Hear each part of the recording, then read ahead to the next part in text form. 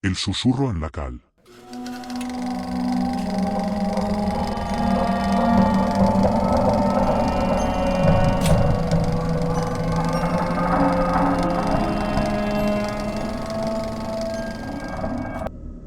Todo empezó con una humedad.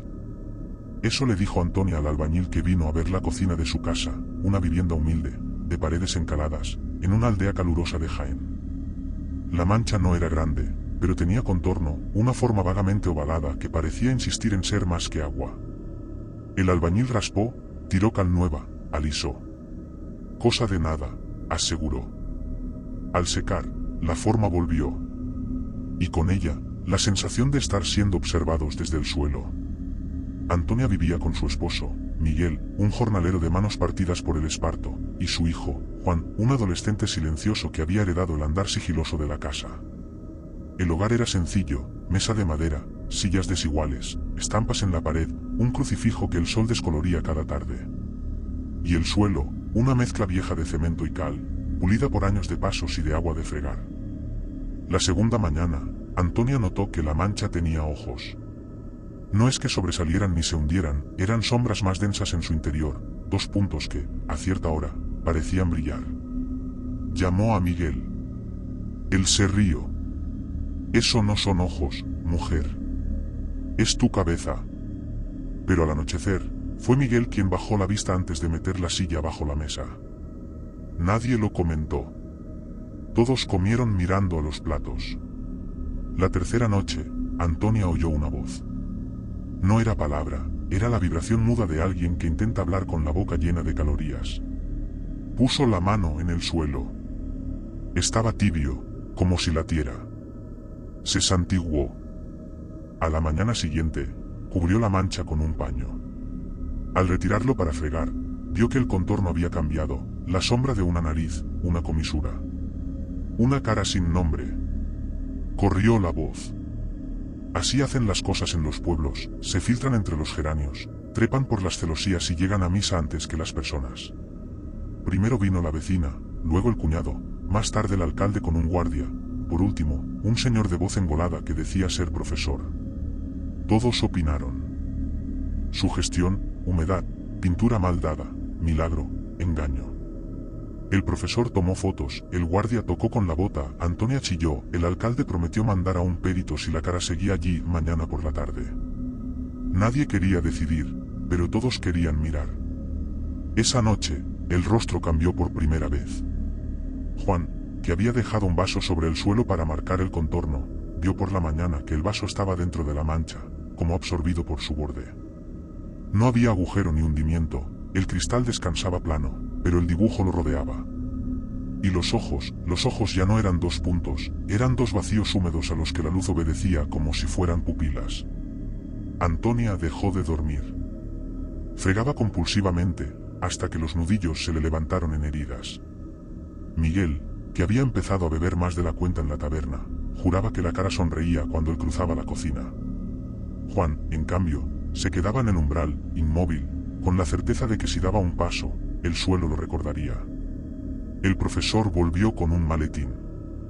Tomó nuevas fotografías, cortó un trozo de cal seca del borde, recogió polvo en un sobre de papel. Antonia se enfadó. No es yeso lo que se lleva, señor, es algo de mi casa. Él sonrió, profesional, y dijo que los análisis dirían la verdad. Pero la verdad llegó antes que los análisis.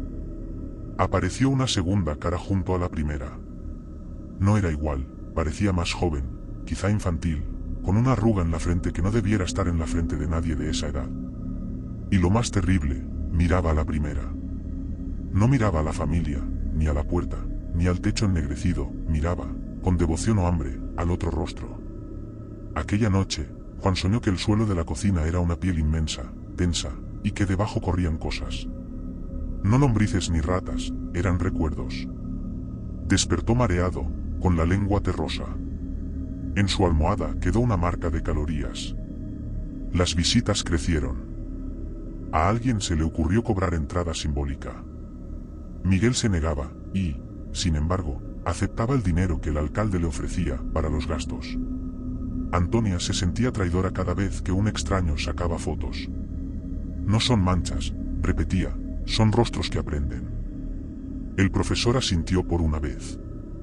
Había comparado las imágenes, la boca se estiraba según la hora, los ojos se cerraban con la sombra de la tarde, y a medianoche, así lo mostraba una foto clandestina, parpadeaban. Un día, el guardia pidió cavar.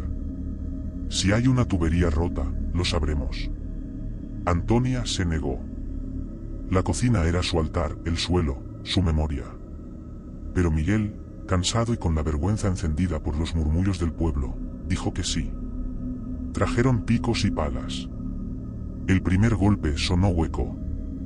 El segundo, también. Al tercero, el suelo sangró agua turbia. El profesor gritó que se detuvieran. La segunda cara se deformó en un rictus de dolor. La primera miró a los hombres. No era ilusión, lo vieron todos. Incluso el guardia soltó la pala. A partir de entonces, las voces se oyeron con claridad. Venían de abajo, de los poros del cemento. No palabras todavía, pero sí la intención de ellas. Como si una boca inmensa respirara bajo la casa. Antonia comenzó a hablarle en voz baja, como se habla a los enfermos y a los santos. Le pedía que no mirara de ese modo, que la perdonara por fregar, que la dejara cocinar. Cuando no respondía, dejaba pan sobre la mancha, como se deja pan a las ánimas. El pan amanecía húmedo, con miga adherida a la cal como saliva. El profesor, a solas, le confesó a Antonia lo que los análisis decían: hay algo orgánico mezclado. No le sé decir qué. No es pintura. Ella no lloró.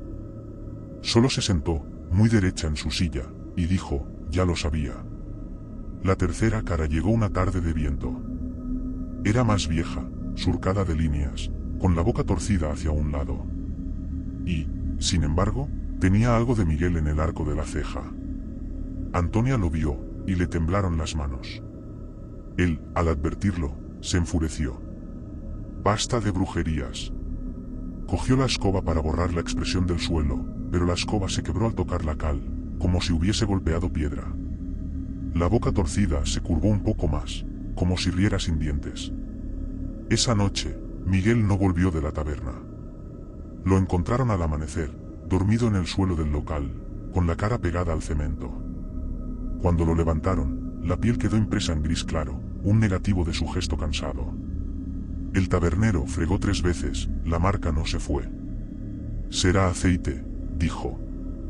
Pero los parroquianos dejaron de pisar ese trozo. Los hombres, en el pueblo, aprendieron a mirar donde ponían los pies. Juan dejó de cruzar la cocina. Aprendió a rodearla por el patio para ir al cuarto.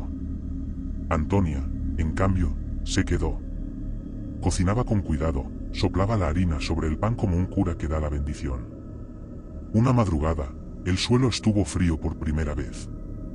El aire olía a mortaja. Antonia llamó a su hijo. Hoy hablan, dijo. Y hablaron. No fue un parloteo ni una voz única. Fue una respiración coral que se ordenó despacio hasta hacerse frase.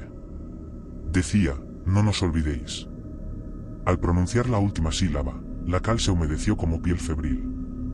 Antonia pensó en los antiguos, en los cuerpos sin misa, en los pozos cegados de prisa, en los nombres que nadie dice. El profesor, que estaba allí, se persignó sin darse cuenta.